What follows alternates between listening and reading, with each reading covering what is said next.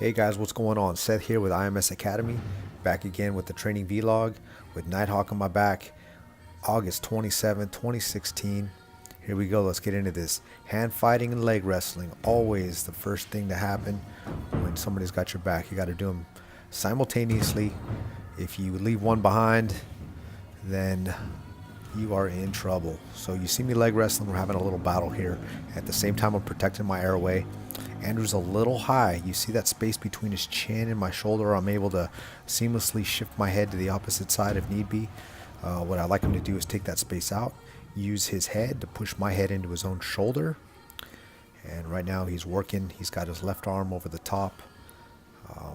And I'm just holding on. Now it's the correct side for choking. I pull it over with that baseball grip or handcuffing. And I'm trying to turn my knees down. He's trying to pull me over to see if he can get a lockdown position as he's trying to work there. And I'm going to bury my right leg and just try to prevent that from getting banana split. I got to watch out for the twister in this point too. There I go. I get my base down. He's going to follow. And we're going to continue to roll. I go a little further than I wanted to. And he's able to regain and get full back hooks in. Now I still have that baseball grip. And I'm riding this for a little bit, waiting to see what he is going to do as an attack here. And you see my shoulders are just about exposed. I'm going to use that now to shrimp out and get my hips down as he tries to go for the twister there. Immediately scramble and recover in the bottom position. He's trying to come around and take side control. Let go of the head. I create a frame, get small. We're just wrestling. Here I go. I get that double wrist lock, that Komura position here. And I'm going to use that to actually sweep and get on top. Now Andrew's going to be on his back playing defense. I'm just holding on to this. He needs to make sure that he doesn't get subbed in the process, but he's trying to keep my hips from being on his hips and get his legs back in the fight. Remember, get your legs involved whenever you can. If you pass those legs, then you're basically in trouble. So there I go. I pass the legs, double wrist lock. And very hard to get the Kimura here on Andrew. So I'll use it to set up other things like taking the back and the arm bar. Haven't done any straight arm bars on Andrew in a little while. But he's getting, he's letting me have this position a little too much. He needs to get that far elbow and keep it down and exposed. Here I go. I'm getting the arm bar position on him. He's trying to defend here. I tried to go out the back door before I got the triangle position and just could not get over that shoulder while he bridged. Able to lock out the arm, get the tap. Nighthawk on the back again. He's got that seatbelt grip. And I'm just trying to get his chest off my back. And leg wrestling again. A little bit of a scramble. My body's almost free. Watch me bury that right leg. Or keep it small. We're in a weird waiting position here. I don't want to make a mistake and give him something.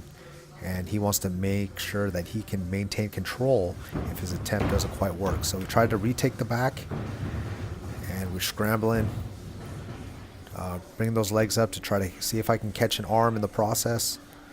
Active hips. Always shooting the backs of my knees up on my opponent's shoulders.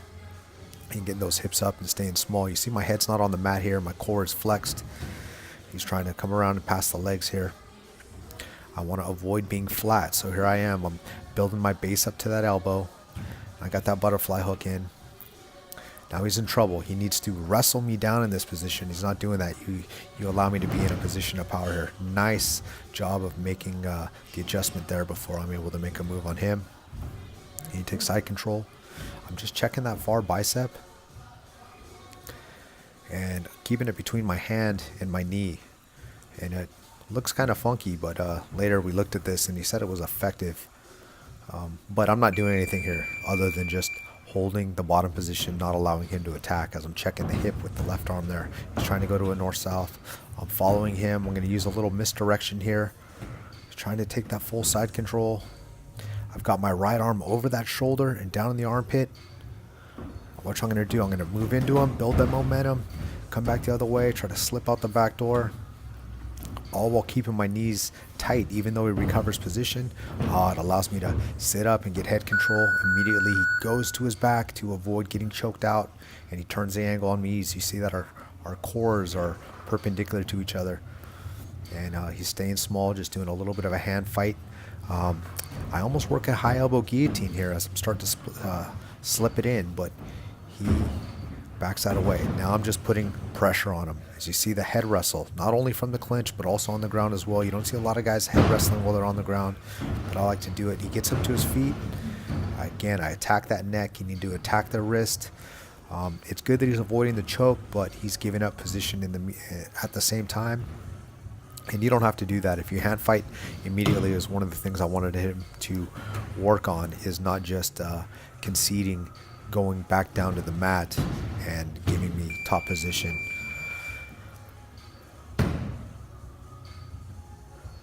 Now here we are in that side control position. I want to keep his knees pointed up, so that's why I get that high cross position in there if I'm not going to pass the knees, because if he gets his knees pointed down, he's going to be able to build a base again and get up to his legs. 3/4 mount here, and pressure, trying to cross arm, trying to cross face and get that far arm.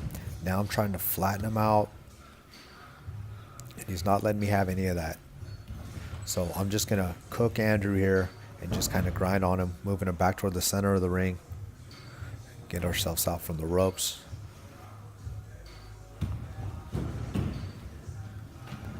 Needs a little bit more urgency here.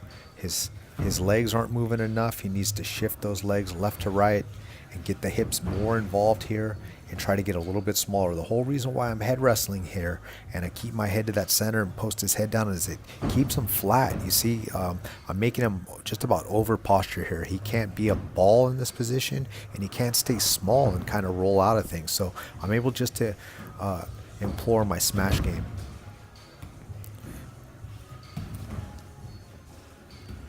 Again, just riding the mount the whole time, cross facing. I'm looking to get those elbows to lift, working the underhooks, see if I can catch a head and arm, then start to work a back take, gift wrap, arm triangle, arm bar, triangle.